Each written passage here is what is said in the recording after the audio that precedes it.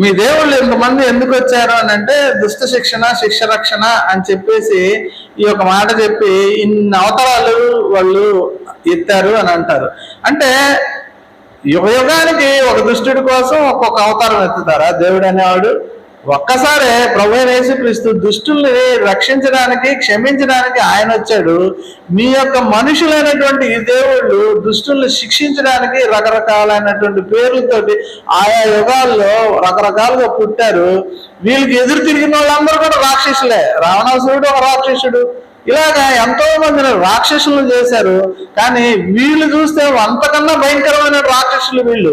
వీళ్ళకి 2 పెళ్ళాలు, 3 పెళ్ళాలు, 1000 మంది పెళ్ళాలు, నోరు తెరిస్తే అబద్ధాలు. కృష్ణుని తీసుకుంటే నోరు తెరిస్తే అబద్ధాలే. కౌరవుల వైపు అన్ని అబద్ధాలే మాట్లాడేవాడు. ఇలాంటి ఎన్నో భయంకరమైనటువంటి అబద్ధాల కోర్లు ఈ దేవుళ్ళు, దేవతలు.